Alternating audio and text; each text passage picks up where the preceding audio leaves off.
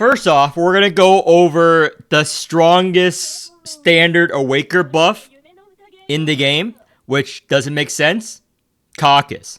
Now, those of you who doubt, I'll let the numbers speak for itself. First off, we're going to see the useless Wanda buff. As you see here, I showcase a plus 12 Wanda. No editing, no magic. And her new rouse is after her Exalt. Her next 2 cards played are double played. As I stated in my plus 12 cover review, 2 times 0 is still 0. But let's let the numbers speak for itself. Now, the Caecus, I also added the G-Doll, the same as with Wanda. And this is just the blue stance damage of Caecus or his blue stance counter. Now the card is 50% of your tentacle damage. I don't need to say, just look how much counter you have. And then I did another test with red stance. Now you can see the values of each card played. In blue stance, from the rouse effect alone, the plus 12 rouse effect alone, it is 2,000 counter per card played, which is more counter than double playing a Wanda 4-cost card. Any card, the 1-cost defense, the 1-cost attack, it is 2,000 counter. So a standard unit shits on a plus 12 limited unit. And then I'm going to do red stance. In red stance, every card played is 5,000 counter. And the over exalt, as y'all know, is pretty strong, and the shattered. So you can generate 22 to 35,000 counter with just Caecus. No blue will, no anything. Again, the results speak for itself. So this is the biggest buff that he did not need. But again, just watch. I didn't do anything. It's a buff that is insane. I don't need the fucking full caster. I need the Jenkins cards though. Play that. Here are this.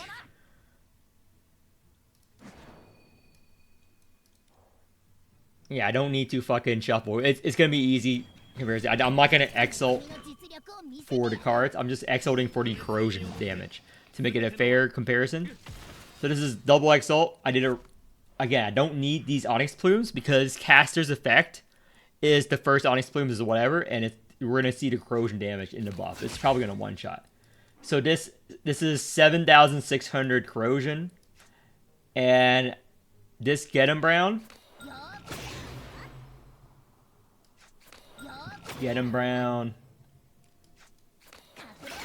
Swarm Impact.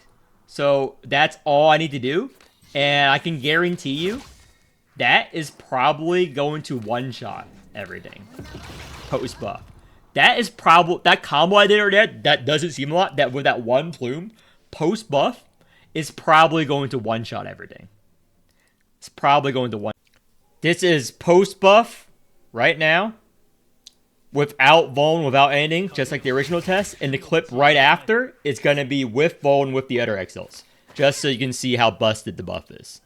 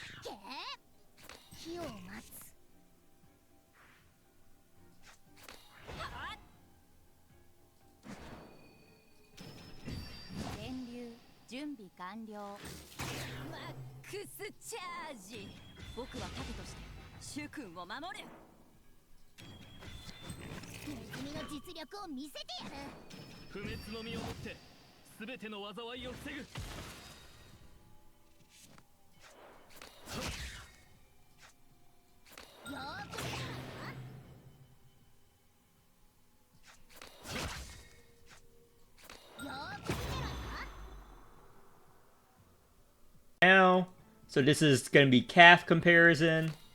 Strength down. Okay, so I'm going to make all these 3 Fiamma.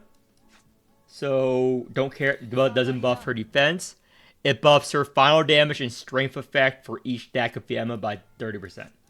So this is this value. I'll get a hyper flare. I'll get a hyper flare.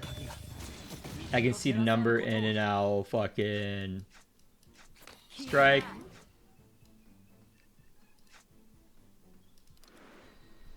I'm trying not to build too much. I'm just getting the hyper flare. I'm gonna record the values to showcase the difference. This is a huge buff. This is a huge buff.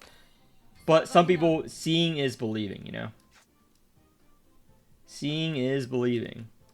So, posse, blah, blah, blah. Strike. Defense.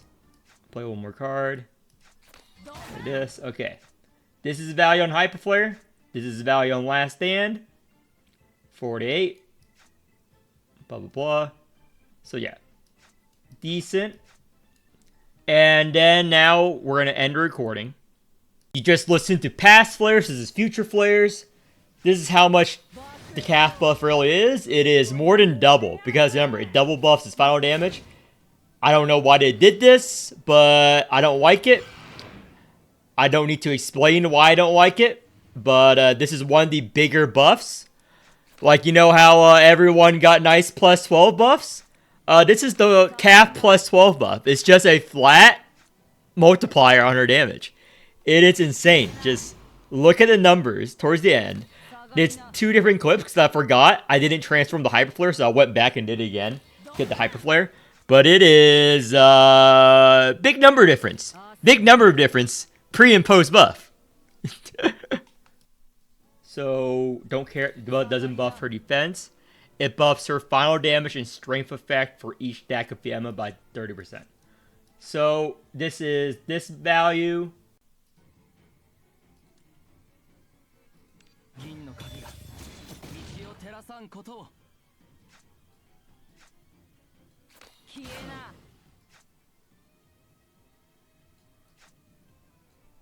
going to compare after. Sup, Nico? I'm going to do the burst and compare it after. And might as well dupe.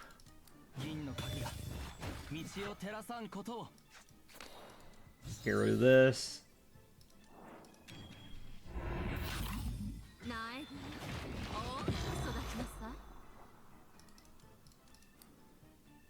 Okay, I purposely did not have Vuln, so I can get the Vuln from here, so it cannot be affected by any bias or anything. So Pierce. Everything's good. Exalt. This is a plus 12 Gellet.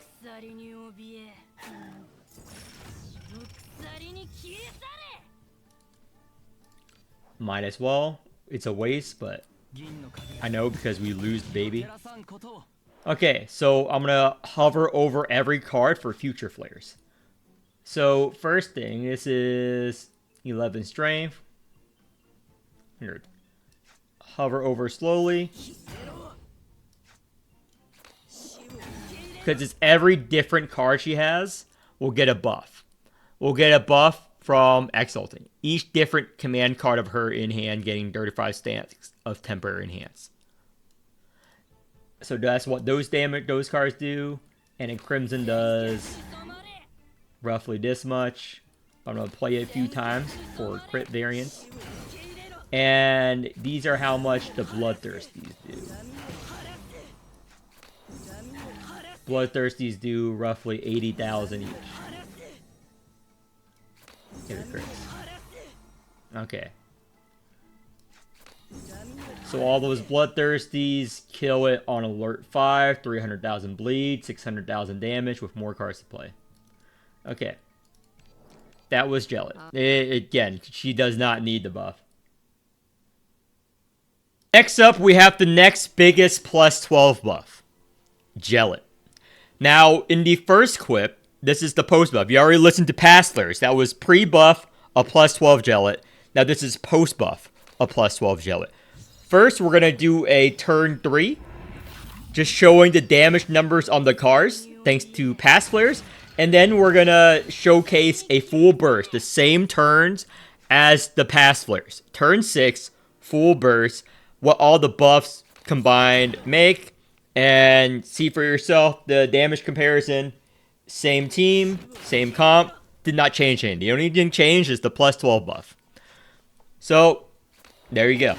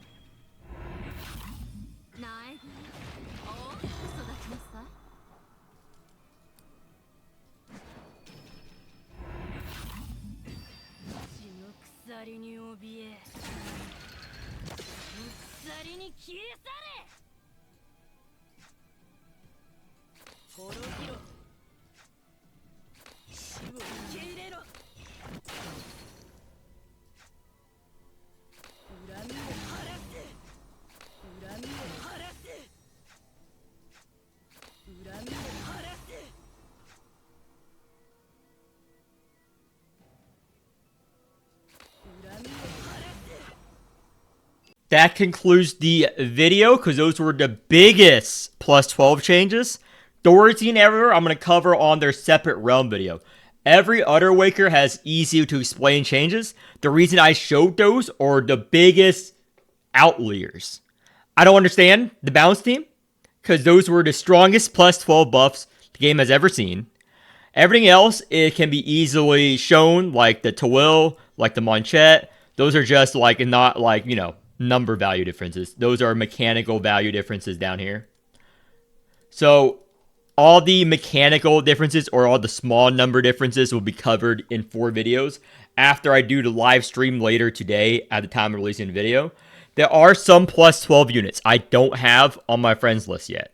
Mostly these standards, because no one puts these standards. I'm missing a Nymph, Lily, Pandia.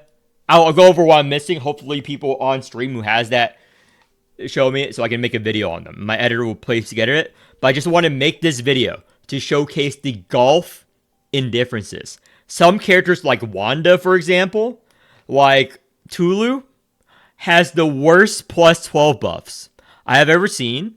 And some units like Calf, Tawil, Caecus, Caster, Jenkins, who are already strong, becomes even stronger.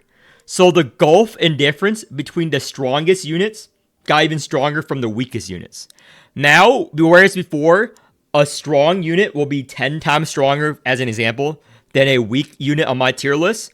Now, a strong plus 12 unit will be multitude stronger than the lowest.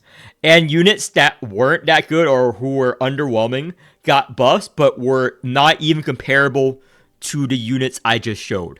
Like everyone glazes Pollux. Pollux only got 100% bleed buff. Caster gets a 200% proc buff on his corrosion. Make that make sense. Explain that thing that makes sense to me. Calf gets a like over 100% buff because of how final damage works on her fucking thing. Make that make sense to me. Explain that to me. You can't. But I'm going to go over every unit on stream later today. But that's the end of this video. Those were the Outliers of the plus 12 buffs. Everything else can be easily shown in the 4 realm videos. In the 4 realm videos I'm making after this video, we'll release one at a time, showcasing the plus 12 buffs compared to regular. And I already tested some of them. I'm going to test them again on stream. So you can see the difference between the plus 12 version and the weak version. It just makes the difference between whales and regular players smaller. And I don't like that. I don't think they need the plus 12 buffs. I don't think Cap needs a buff. I don't think fucking Tawil needed a buff. I don't think Caecus or any of the units that got huge buffs needed it. Like, let's look at it from this scenario. Tulu got a 10% tentacle damage buff every time he X-volts, up to 50%. So he needs to exalt 5 times for a 50% buff on technical damage. Okay, that's his plus 12 buff as a limited unit. Caster got a 200% buff. Jenkins got a 100% crit damage buff. Calf got a, basically, in the way the math works, over 100% damage buff. Hello? Hello? Look at Wanda. She can generate now 2,000 counters. Look at counter. Caecus. He get the 35,000 counter. There's a difference between 2,000 and 35,000. I don't know you guys know math, but yeah.